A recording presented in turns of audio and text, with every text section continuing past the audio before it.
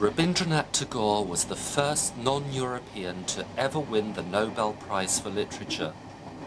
The great Irish poet William Butler Yeats said of Tagore's Gitanjali poems, "His lyrics display in their thought a world I have dreamed of all my life long, the work of a supreme culture."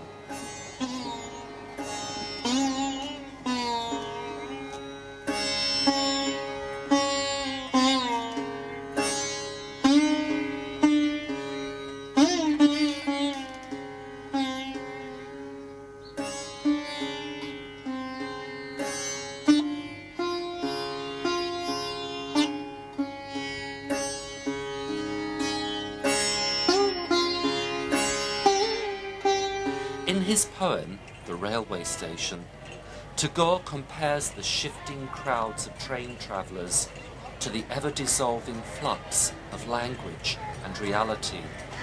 I come to the station morning and evening. I love to watch the coming and going.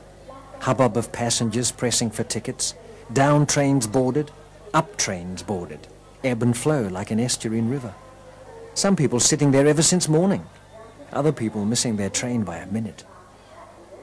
Day, night, clanking and rumbling, trainloads of people thundering forth, changing direction at every moment, eastwards, westwards, rapid as storms. Woo, woo, blows the whistle, ruled by the clock's division of time. No one can bear to wait for a second. Some get aboard, some stay behind. Succeeding, failing, boarding, or remaining, nothing but picture after picture. Whatever catches the eye for a moment is erased the next moment after. The world is merely the work of a painter.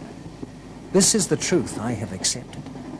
Not made by a craftsman, beaten and moulded, not a thing the hand can grip hold of, but an insubstantial visual sequence. হেথায় দাঁড়ায় দুবাহু বাড়ায় নমি নর দেবতারে উদার ছন্দে পরমানন্দে বন্দনা করি তারে ধ্যান গম্ভীর এই যে ভূধর নদী জপমালা ধৃত প্রান্তর হেথায় নিত্য হের পবিত্র ধরিত্রীরে এই ভারতের মহামানবের সাগর তীরে I stand here and stretch out my hands in salutation of this God that is man. I sing the praise of humanity. My happy strain stoop to touch the feet of this God. Beautiful. The knowledgeable people of India, educated, erudite sections, they know him by heart. It is a token of their cultural identity. Unless they know Tagore, they know themselves not. Tagore is the only poet in the world whose poems have been taken as national anthem in two countries. In India, Janagana Mana Odinayaka, and in Bangladesh, O Amar Sonar Bangla. Most of Tagore's poems are literally songs. More than one half of the whole corpus of his poetry is put to tune unless you hear them. You know, Hemor Chitta Punna Tirthe Jagore Dhire, he was reciting Bharata Tirtha. Hemor Chitta Punna Tirthe Jagore Dhire. Kinu, the milkman's alley, a ground floor room in a two-storied house, slap on the road, windows barred, decaying walls crumbling to dust in places or stained with damp. Stuck on the door, a picture of Ganesha, bringer of success, from the end of a bale of cloth. Another creature apart from me lives in my room, for the same rent, a lizard. There's one difference between him and me. He doesn't go hungry. I get 25 rupees a month as junior clerk in a trading office. I'm fed at the Datta's house for coaching their boy. At dusk, I go to Sialda station, spend the evening there to save the cost of light. Engines chuffing, whistles shrieking, passengers scurrying, coolies shouting. I stay till 10:30, then back to my dark, silent, lonely room. Pouring rain. My tram costs go up, but often as not my pay gets cut for lateness. Along the alley, mango skins and stones, jackfruit pulp, fish gills, dead kittens and God knows what other rubbish pile up and rot. My umbrella is like my depleted pay, full of holes. My sopping office clothes ooze like a pious Vaishnava. Monsoon darkness sticks in my damp room like an animal caught in a trap, lifeless and numb. Day and night, I feel strapped bodily onto a half-dead world. At the corner of the alley lives Kanta Babu, long hair carefully parted, large eyes, cultivated tastes. He fancies himself on the sitar. The sound of it comes in gusts on the foul breeze of the alley, sometimes in the middle of the night, sometimes in the early morning twilight, sometimes in the afternoon when sun and shadows glitter. Suddenly, this evening, he starts to play runs in Sindhu Baroya Rag, and the whole sky rings with eternal pangs of separation. At once the alley is a lie, false and vile as the ravings of a drunkard, and I feel that nothing distinguishes Haripada the clerk from the Emperor Akbar. Torn umbrella and royal parasol merge, rise on the music, towards one heaven.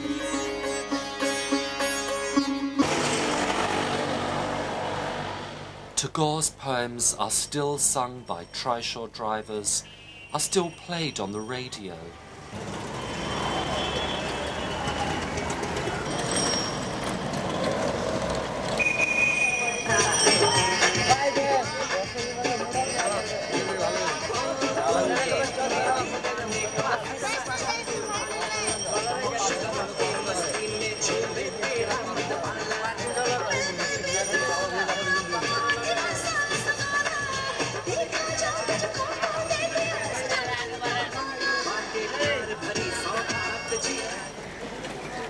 Alas, will this be how you take me? Death, death, like a thief laying heavy sleep on my eyes as you descend to my heart? Will you thus let your tread be a slow beat in my sleep-numbed blood? Your jingling ankle bells a drowsy rumble in my ear? Will you, death, death, wrap me finally in your cold arms and carry me away while I dream? I do not know why you thus come and go.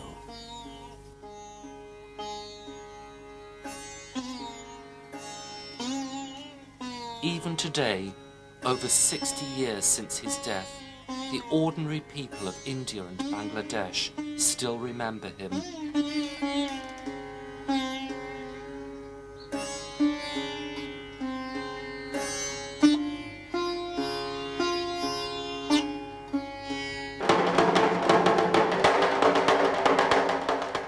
Bump into a stranger at a temple, they will be sure to know a line or two of Tagore, even in English. He's a great man. His idea and thought is very great, above the all sorts of limitations. Blue sky, paddy fields, and child's play. Deep ponds, diving stake, child's holiday. Tree shade, barn corners, catch me if you dare. Undergrowth, puddle bushes, life without care. Green paddy all a-quiver, hopeful as a child. Child prancing, river dancing, waves running wild.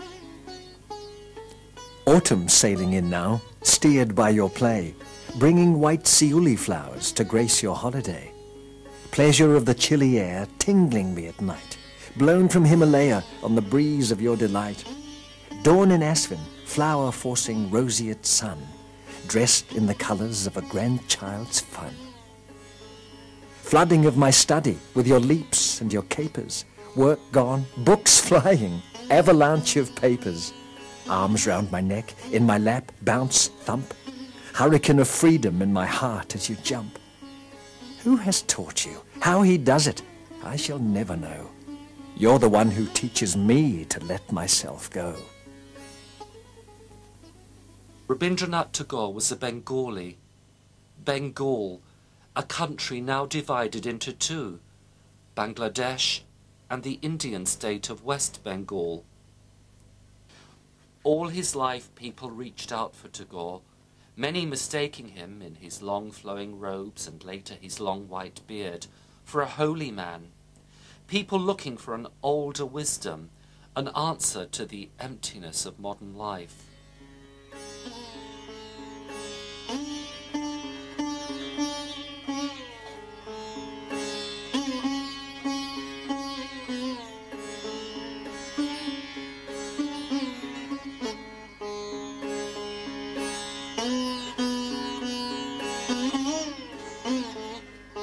Where the mind is without fear and the head is held high, where knowledge is free, where the world has not been broken up into fragments by narrow domestic walls, where words come out from depth of the truth, where tireless striving stretches its arms towards perfection, where the clear stream of reason has not lost its way into the dreary desert sand of dead habit, where the mind is led forward by thee into ever-widening thought and action, let into that heaven of freedom, my father, my country awake. 100 miles north of Calcutta, Tagore opened a school and university based on his own concepts of education. He said, "I wish to keep my students away from all the luxuries of European life and any blind infatuation with Europe, and thus lead them in the ways of the sacred and unsullied Indian tradition of poverty."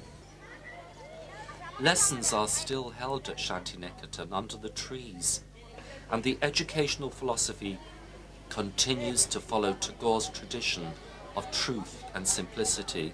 We know that's something we are often criticized. We are not giving excellence of education.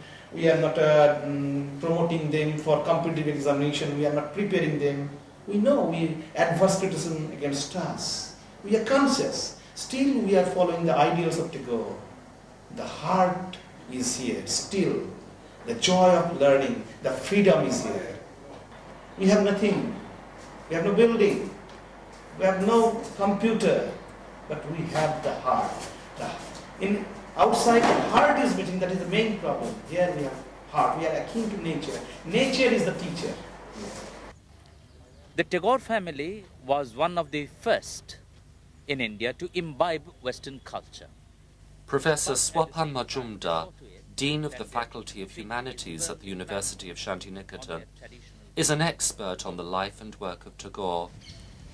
Here, in the gardens of this beautiful rural university, where Tagore often made his home, he talks about the life and work of the university's founder. From the 1920s onwards, Tagore was basically a universalist, and his poems, his writings, breathed with the conscience of modern man.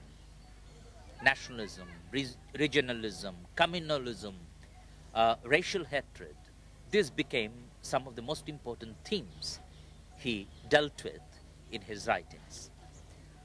So far, Tagore was basically a poet, a composer of songs, a playwright, a novelist, a social worker. But the 30s saw him flourishing as a painter. Two young students from the Santineketan school come to the station with us to film one of Tagore's best-loved poems, Deception. Binu was 23 when illness struck her. Doctors and drugs became a greater torment than the illness itself.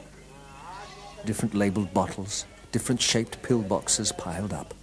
After a year and a half of treatment, her bones stuck out. Then they said, "Give her a change of air." So it was that Binu took her first train journey, left her parents-in-law's house for the first time since marriage. When beggars along the railway track wailed at us for alms, Binu would dig into her box for coins, wrap them in paper, fling them freely. How could her happiness bear its own weight but by making everyone happy? It was as if we had left behind our broken domestic moorings to sail away down a river of permanent love. At Bilaspur station, we had to change trains. We got down hurriedly. 6 hours to fill in the waiting room. That seemed an age to me. I spread out a bedroll in the waiting room. "Binu," I said, "have a rest now. Lie down and sleep." I pulled a chair onto the platform and began to read an English novel I had bought. Goods trains passed. Passenger trains. About 3 hours went by. Suddenly, I heard Binu call from just inside the waiting room. "Can you come? I want to tell you something." There was a Hindustani woman inside the room. She looked me in the eyes, bowed, withdrew to the platform where she stood clutching a pillar. Binu said, "She's called Rukmini. She lives in that row of huts by the well over there. Her husband is a station coolie. Some years ago there was trouble where they lived. The zamindar was a tyrant. They had to flee. The nub was at the end, an expensive one. The coolie's daughter was being married. They needed bracelets, bangles, armlets for the dowry. They cut it right down, but they'd have to spend 25 rupees. It was such a worry. Rukmini was terribly cast down by it. Could I not, just this once, relieve Rukmini of the worry? Before we got on the train, I must give her the whole 25 rupees. What an absurd business. Who ever heard of such a thing? The woman was probably a sweeper or something equally disgusting, cleaning out the waiting room daily. To think of giving 25 rupees to her. I'd quickly go bankrupt if I gave away money like that. "All right, I understand," I said. I called the woman, took her aside, and then I tore into her. "I'll make sure you lose your job, going around duping passengers. I'll soon put a stop to it." When she burst into tears and clung to my feet, I gave her 2 rupees and had done with her.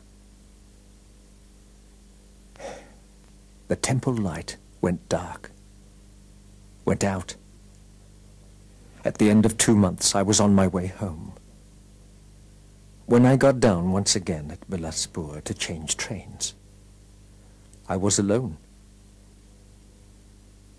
Oh, all-seeing God, if only I could tell Binu today that I am guilty of a dreadful omission from that 2-month offering, a debt of 25 rupees. Even if I could give 100,000 rupees to Rukmini today, they could never fill that lack.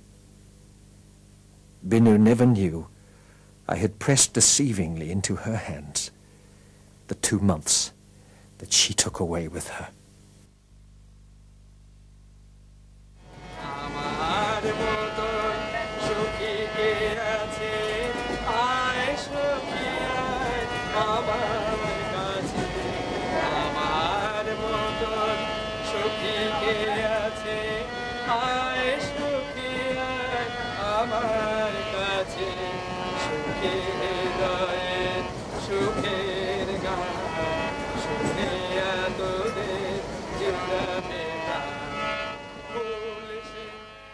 Gandhi called Tagore the Sentinel, the man who stood guard over the moral and spiritual values of India at a time when India was freeing itself from British rule.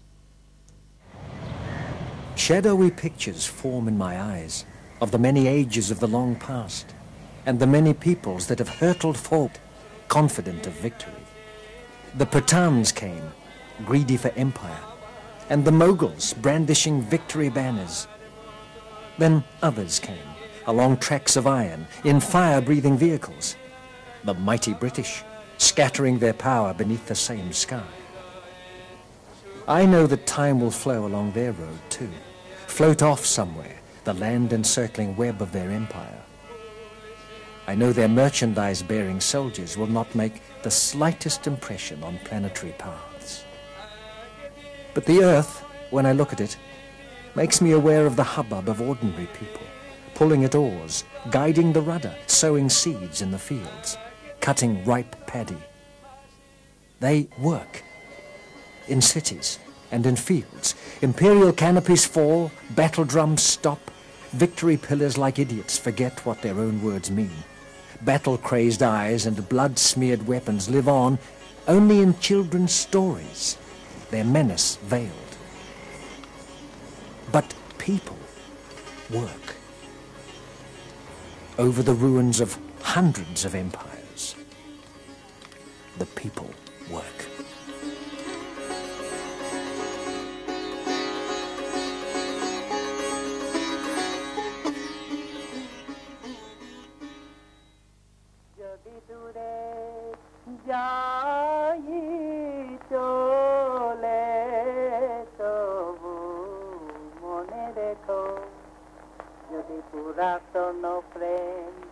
Dhaka পড়ে যায় নব প্রেম জালে